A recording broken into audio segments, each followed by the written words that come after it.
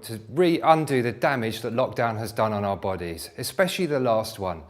In the summer it wasn't too bad because we had the nice weather and we could see friends and family in the garden.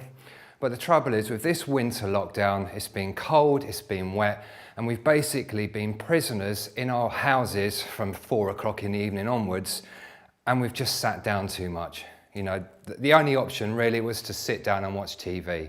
And the trouble is with that, myself included, with the sitting, it's just the muscles are switching off, you're not using them, you're getting the compression compacting in the body. So what I wanted to do with these sessions is to get the body moving again, get you back on your feet and start living how we used to. Now, the biggest problem with the body is you won't realise what's in there until it's too late. For example, when was the last time you did that? How did that feel? Was it a natural movement? Like that as well. When was the last time you did that out to the side?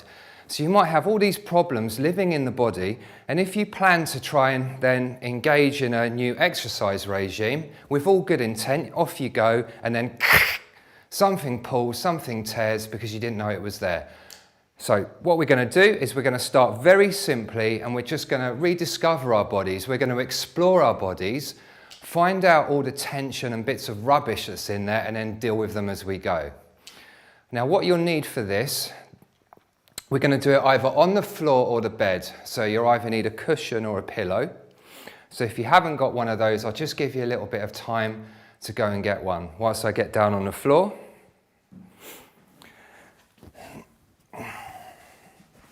So I'm going to start with the muscles of the back. Now before we do that, I'm going to do what we call hit the reset button, and I'll explain this. First of all, I just want you to lie down on the floor or the bed, on your back, like so. So, knees bent, 45 degrees, feet flat on the floor, and lie. And just take a few moments just to breathe. And how does this feel? Can you feel your head is sitting comfortably on the bed or the floor, or is it a strain? Is there a strain in your neck? Are you having to force your head down? If you're having to force it, then just use a pillow to support your head. And the reason you're going to force it is because of your chest. So the pectoral muscles, the chest muscles are massive muscles, and when they tighten, they pull forwards, they pull your shoulder forwards, and they make you round-shouldered. So if I sit up straight with perfect posture, I can put my head back. If my chest becomes rounded, it's difficult to put my head back. So that's what we're going to work on first of all. So just lie down, knees bent, and breathe. Now the reason I say knees bent is quite simply, it puts your spine in the neutral position. Watch what happens. If I straighten my legs, you've got the whole weight of my legs pulling my spine up, and look, I can fit my hand quite easily under my spine. So I'm in fact arching my back. So any exercise we do now, we're putting unnecessary pressure into our lower backs. If you bend your knee, it just flattens the spine down, and look, I can't get my hand under. So make sure your spine's in a safe position.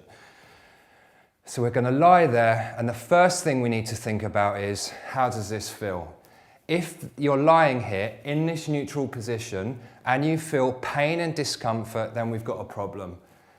We want to be able to lie here comfortable. So my suggestion to you is that if you are in pain, if you are in discomfort, lying like this, stop what you're doing, go for a walk, try and loosen off, and then come back down to it. Because all that's going to happen now, if you're lying here and you're in pain, and we're going to be doing some stretching, and we're going to be stretching the biggest muscles in the body, all that's going to happen is you might upset them and cause further problems. So if that feels okay, then let's move on to the usual suspects. Now, when I'm treating clients, 90% of back pain doesn't actually come from the spine or the skeletal system itself. It comes from muscles. So my theory is that, most back pain can be treated with exercise and stretching techniques. So we're going to start with the main of the culprit of the usual suspects I come across, the piriformis muscle. Now it's a little muscle deep inside your buttock. And what it does, it sits on top of the sciatic nerve. And the sciatic nerve is amazing. I mean, personally, before I knew this, when you think of nerves, you just think of little wires running through the body.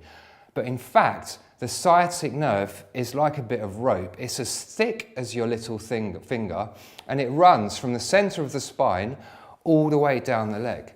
Now, when the sciatic nerve gets aggravated, which is easily done, when the piriformis tightens up, it basically strangles the sciatic nerve. It can cause sciatica. So you might be lucky and not get the pain traveling down the leg into the heel or the calf, but what you will get is that feeling of a band running across the back, the whole of the back. When you stand up or sit down, it feels sore and aches. And that's normally down to that one muscle, the piriformis. So let's have a go at that one first.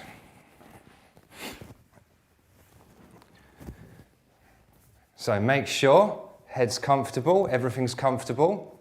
So the only place, when we're doing a stretch, the only place we want to feel it is the actual muscle we're targeting. So what we're going to do is grab a knee, and we're gently going to pull the knee in the direction of the opposite shoulder. Now, my piriformis are terrible because my day job, I'm a sports therapist and I drive around to people's houses. So I'm a mobile sports therapist, treat them in their homes. So since lockdown, I've been spending all my time sitting in front of the laptop, which I'm not used to, and it's made me tight, and especially my piriformis has suffered. So you can see here, I'm pulling my knee across the opposite shoulder and it's kicked in already and I can feel it here. Now, I'm a great believer in if it ain't broke, don't fix it. So you might be able to pull the knee to about here and not feel anything. Well, that's great. It means your piriformis isn't tight. But if it is, let's hold this for 20 seconds. So all stretches want to be held for about 20 seconds just to give them a chance to kick in. So we're just going to hold that and breathe. Another 5, 4, 3, 2, 1. Now this is normally my good one, so I'm expecting even more of a disaster on the left side. So if I grab it and I pull it over, yeah, straight away I've got much more of an extreme pull. So you don't want to do it too hard. You don't want to really grab it and pull it as hard as you can, because then you'll set it off and make it angry. So all we're trying to achieve here is we're just feeling the stretch. We're feeling that muscle pulling slightly. There is a big difference between a strong stretch and pain. You want to make sure when you're stretching never to go into the pain. Always just feel the stretch. So that's the piriformis. So let's do it again. Onto the other leg. Grab the knee and then pull. You can see now it's going much further than the first time. And I'm not having to pull as hard. And we're going to hold that again. Another 10 seconds. 10, 9, 8, 7, 6, 5, 4, 3, 2, 1, and rest. Gently get rid of that. Grab the other one. Take the knee and pull it over. And let's hold it there. Again, you can see that's gone a little bit further. And what I can feel, I can't feel it as strong as the first time. So that's eased off. So let's hold it for 10, 9, 8, 7, 6, 5, 4, 3, 2, 1. So we have a question. From Miranda. From Miranda. Is it okay to hold the stretch for longer if you feel it's necessary? So Miranda wants to know, can you hold the stretch for longer if you feel it's necessary? Yes, you can, but I would say you don't need to hold a stretch for longer than 30 seconds. So basically, the sort of science behind it is when you hold the stretch, you're waiting for your GTO, your Golgi tendon organs, to kick in. And they kick in after about 10 seconds. I always say hold the stretch for up to 20 seconds because it gives them the chance to do their job. And their job is to be able to take the muscles that little bit further than they can already go. The way I operate, if you're training with me, it's because you've got an injury or a problem. I'm not your sort of Joe Wicks, let's get fit trainer. I'm the sort of trainer where, right, we've got a problem, this is how we fix it, and this is how we make sure it stays fixed so you can enjoy whatever it is you want to do. So if you've got a muscle that's a bit tight and a bit aggravated, and you're pulling it and you're holding it, and you're holding it for say like a minute or 2 minutes, then there's a high chance you can make it worse. So just get in there, nice, short and sweet, 20 seconds, get the job done, and then move on. Okay? Right, so the next usual suspect is this muscle here, glute medius.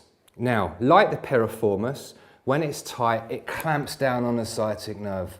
And this is a muscle that you'll always pull if you do, say, gardening, for example. It's a bend over and twist muscle. So if I stand up, the best way to aggravate this is leaning forward and doing that. So a repetitive action like digging or sweeping or hoovering just makes the muscle tighten up. Now, when you use a muscle, it shortens in length. And the way muscles work is the muscle fibers slide together like this. And in time, for whatever reason, they get adhesive and then they get knotty. So you've got these knotty muscles here, and then you're bending forward with your body weight and pushing force, and the muscles just go, and that's why it locks, and then you can't get back up again. And it's normally this glute medius.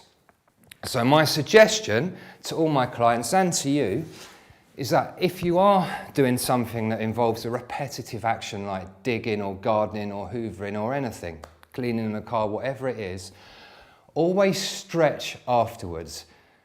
And if you stretch afterwards, you're making sure the muscle stops shortening up, because for most actions there's a consequence. And we want to make sure that, you know, if we have a nice day and we do a couple of hours in the garden, we don't have to spend the next 2 days sort of on the sofa, on the bed in agony. So this is a fantastic stretch and it's easy to do. But if you've had a hip replacement, you want to avoid this stretch. So what I'm going to do, I'm going to give you 2 stretches. So for everyone that's had a hip replacement, we're going to do that stretch first of all, and then we go on to the other one, which you can do if you don't have to worry about a hip replacement. So the first one, again, hit the reset button, get yourself in this neutral position, and you put your feet together, like so, and then you fall down to the side like this. Now, 2 things to look out for. The mistake everyone makes on this is when they fall down to the side, they lift up and move like that. So don't lift the feet. Just let the feet move on their own. And the second thing you want to do is use your shoulders as anchors. Now, what I mean by that is if I just turn away like so, my body's coming with me and nothing's happening. We want to, muscles attach in one place and attach in another place. And the idea of a stretch is you're pulling from place to place. So, if my shoulders are anchored, like so, I'll get the stretch wherever's needed, here, here, or here, or here, like so. And you hold that for 20 seconds. Now, it might be that when you do the stretch, you only go down as far as there or as far as there. It might be you can go all the way. It might be you do the stretch and you can actually feel it in your chest. Now, obviously, these sessions are only 20 minutes, but if, say, for example, you're doing a stretch and you feel it in the chest or you feel it in the side, then you want to try and stretch those muscles. If you go on my website, in the, I forgot what the exercise library, so there's a section saying exercise library, and it's got all the stretches. I've made videos of all the stretches.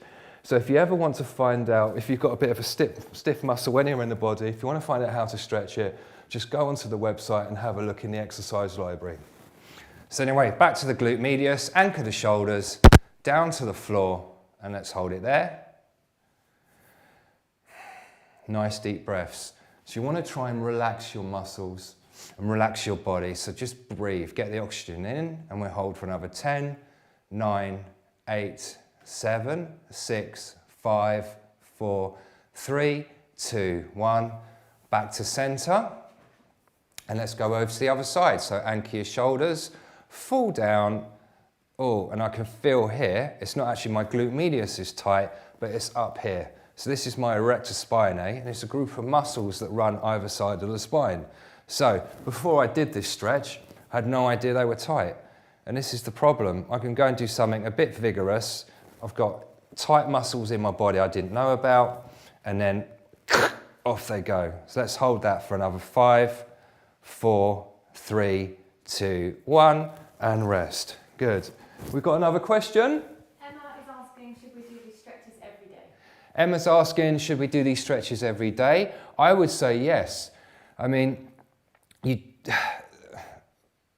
yes, basically.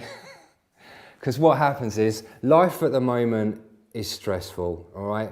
We've got anxiety, fear, aggravation, all things that we're not used to living with. Right, great, you know, the lockdown's ending, but, you know, personally, mentally, I've had a bit of a shock at this lockdown, and my body's like really tight and not used to it. And so this is just a gentle way of relaxing those muscles. I thought what we're going to do next week, we're going to move on to the muscles of the neck and deal with headaches and stuff like that. But I would definitely stretch. And even more important, after you've done a bit of exercise, so after you've been on a walk, after you've knocked out some press-ups, or washed the car, or done anything that's involved physicality, stretch afterwards. And what you're making sure you do there is you're realigning the muscle fibers so they sit as nature is intended. You want your body in its natural anatomical position, and tight muscles stop that from happening. And when your body's not in its natural position, that's when you develop problems. You get unnatural wear and tear in joints and all sorts of things. So, in a word, yes. Right, so let's go on to the glute medius stretch if you haven't had a hip replacement. So, in the neutral position, one leg goes down on the floor. Make sure you anchor your body weight with your shoulders and place your foot onto the other side of the knee. Now with this, what you want to make sure you do is when you place your foot on the other side, go on the inside of the foot, because if you keep the sole of your foot on the floor, your ankle will inhibit the stretch. So if the foot's like that, your leg can just fall down nice and gently. So we're going to place the foot on the other side of the leg. Grab the knee with your hand and just gently pull down. Don't force this one. And we're all individuals, we're all different, so play around with the stretch. Personally, I like my leg a bit further out, so I like at least 90 degrees at my knee. Some people are going to be more flexible than others and can do it with a straighter leg. Some people aren't and want a nice bent knee. You just pull down and you're aiming to feel the stretch here. You may find that you can't get your shoulder down because you're so tight. Now, my opinion is it's much more important to have your shoulders down than how far you can get your leg over. So make sure the shoulders are down, and if it only moves an inch, then it moves an inch. That's the whole point of stretching. You will get better, you will get looser. So let's hold it there. Nice deep breaths.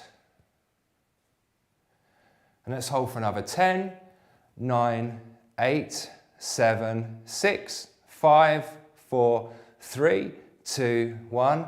Perfect. Right, let's swap to the other side. That leg down, that foot goes over. Anchor your shoulder, hand on thigh and pull down. You can see that this is actually one muscle that isn't tight in my body.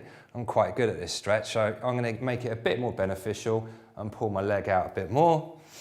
And then hold. Hold for 10, 9, 8, 7, 6, 5, 4, 3, 2, 1, and rest. Good. Right. So, that was the end of the first class, the usual suspects. Like I said, what we're going to do next week is we're going to sort of work on shoulders and neck tension. Not most, but a lot of headaches come from your muscles here restricting blood flow, and we're going to deal with that. So I look forward to seeing you next week at the same time. These classes will run every Tuesday at 11 a.m. So until then, stay well and stay MolyFit.